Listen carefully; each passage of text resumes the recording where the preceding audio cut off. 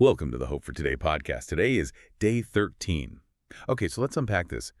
We've come to a section of the narrative where the storytellers really aren't interested in presenting perfect heroes. No, not at all. They seem committed to showing us the raw, messy, the complexity of human life under God's providence. That's it. Incredible integrity on one hand, and then this deep moral compromise and deception on the other. And that's the paradox we really have to confront. I mean, the core question as we look at Genesis chapters 38 through 40 is it's huge. Yeah. It's asking, how does God's foundation, his covenant and will, how does that progress when his own people are just engulfed in failure and injustice and what feels like endless suffering? So the deep dive into sovereignty then. Absolutely. It's not just about how God uses good people. It's about how he accomplishes his purpose, even through our worst moments of brokenness. So we have these two completely contrasting stories running at the same time.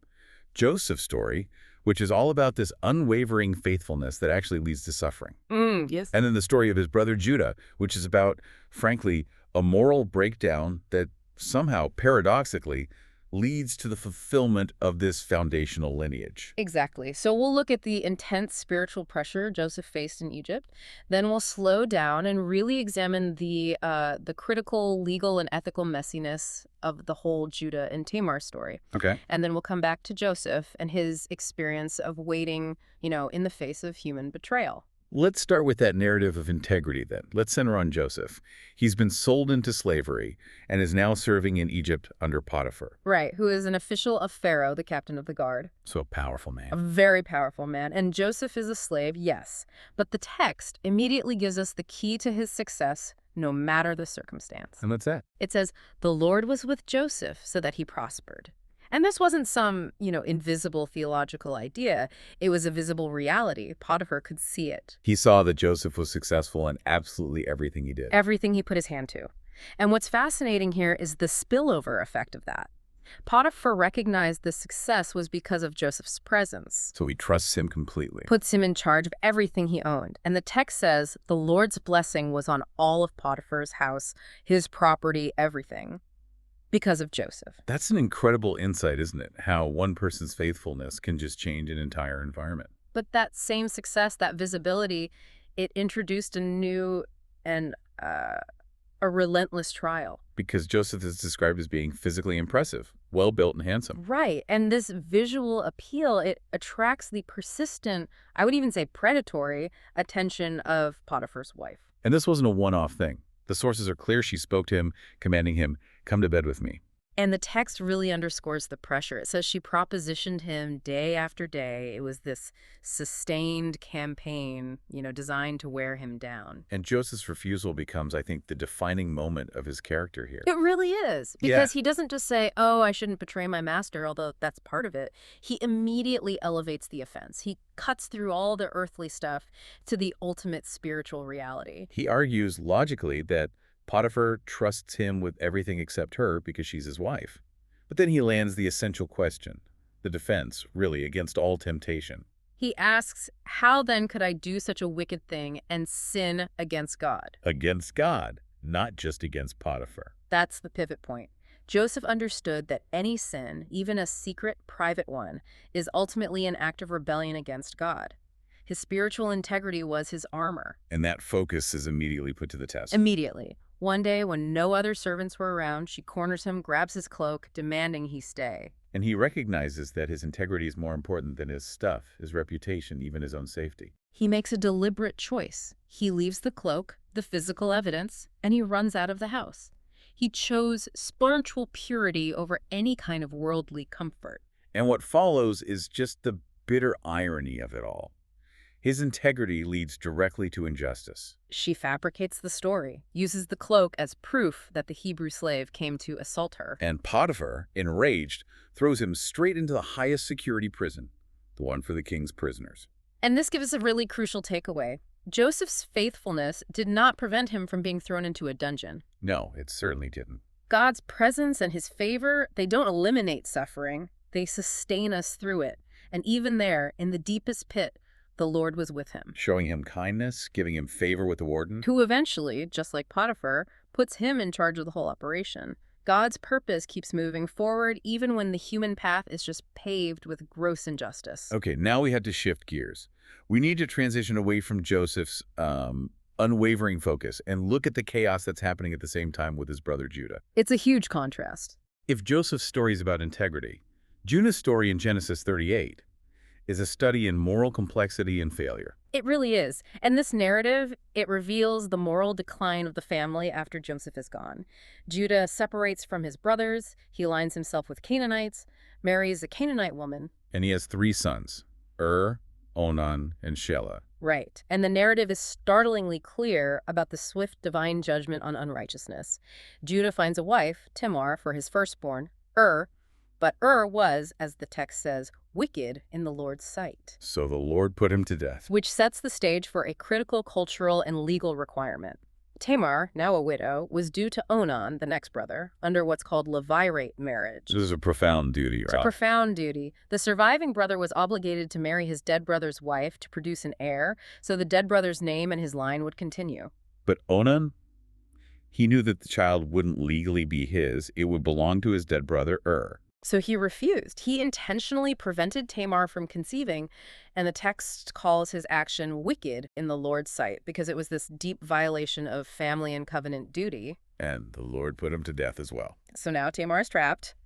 Judah still has his youngest son, Shelah, but he's afraid. He's seeing a pattern. So he sends Tamar away, promising her Shelah when he grows up, but he has no intention of following through. And Tamar realizes she's being denied her legal right to the family lineage indefinitely. This is where she takes, well, radical and ethically very complicated action. Yeah, to say the least. Seeing she's being denied justice, she takes off her widow's clothes, covers herself with a veil to look like a prostitute, and sits by the road. And Judah, traveling by, falls right into her trap. The deception works perfectly.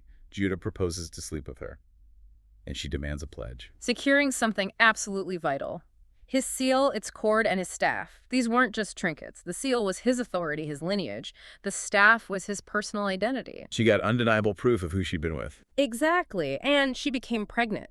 3 months later, when it's discovered, Judah, with just astonishing hypocrisy, orders her to be executed. Burned to death, he says, for prostitution. And the confrontation that follows is the climax of the whole chapter. As she's being brought out, she sends the pledges to Judah. And she says, essentially, I'm pregnant by the man who owns these. See if you recognize them. When Judah sees these highly personal items, his response is, it's maybe one of the most difficult lines to analyze. He confesses, he says, she is more righteous than I. More righteous than I. Since I wouldn't give her to my son Shelah.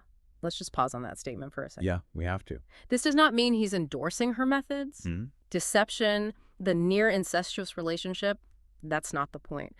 Judah recognized that while her means were terrible, her motivation. Her motivation was what? Her fierce commitment to secure the rightful inheritance, the continuation of the covenant line that she was entitled to, that was ultimately more righteous than Judah's selfish, fear-driven negligence. So in this context, righteousness isn't about moral purity. It's about being aligned with the larger covenant purpose. Exactly, and the outcome. Tamar gives birth to twins Perez and Zerah, and Perez enters the line of promise. He eventually becomes an ancestor of King David and ultimately of Christ. So the deep insight here is just profound. God's commitment to his covenant is utterly unstoppable. He is not reliant on the moral perfection of the people involved. He uses, corrects, and overrules our failures and our brokenness to make sure his ultimate purpose is achieved. What a powerful contrast. Judah's moral failure is channeled into the family lineage, while Joseph's moral integrity leads him deeper into a dungeon. Right. So let's go back to Joseph in that prison and look at the dynamics of waiting that we see in Genesis 40. Okay, so Joseph is still the administrator of the prison. He's maintaining his faithfulness even after this profound injustice, and he's assigned to attend to Pharaoh's chief cupbearer and chief baker. Who have been locked up for offending the king. Right. And one morning, Joseph finds them dejected. They both had these troubling dreams, but in prison, they have no access to Egypt's professional interpreters.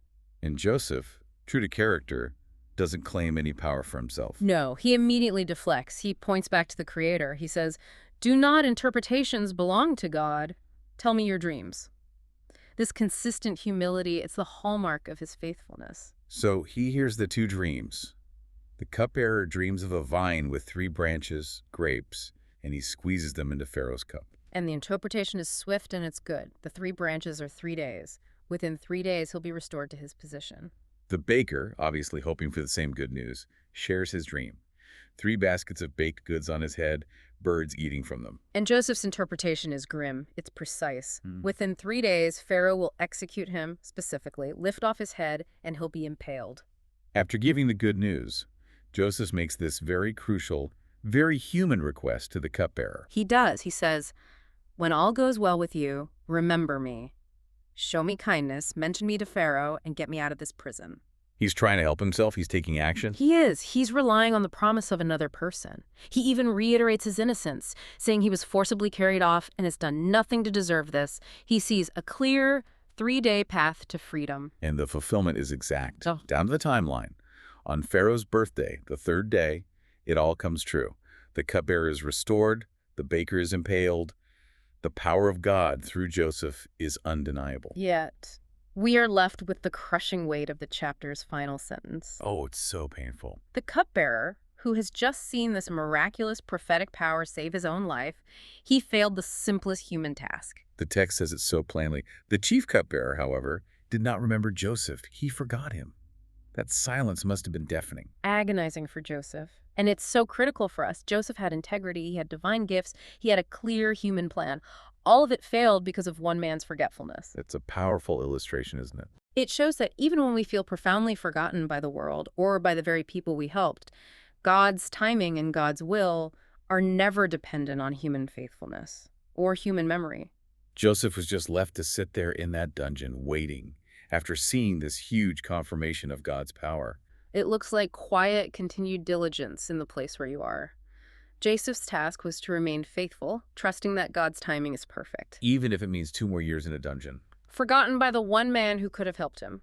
You see Judah's spectacular failure leading to the divine lineage, which shows God's ability to override our sin. Yes. And then you see Joseph's spectacular integrity leading to prolonged suffering, which shows that suffering is often the very forge where character is preserved for a later, higher purpose. The message is so clear. God is sovereign over both the moral highs and the moral lows of our history. Your faithfulness today, whether you're making a profound choice of integrity or you're just enduring patiently when you feel completely overlooked, it is never wasted. So our focus shouldn't be on the reliability of human promises or demanding immediate results. Not at all. Our core task is simply to live with integrity and to trust that God is near, that He's succeeding in His purposes through us, even if the timeline feels impossibly long and we're just stuck in a place of waiting. Trusting God's sovereignty over your circumstance, that is the true act of worship. It ensures that the outcome and your eventual vindication rests securely in His perfect timing, not in the faulty memory of a cupbearer. And that was it for day 13. Meet you on day 14 tomorrow.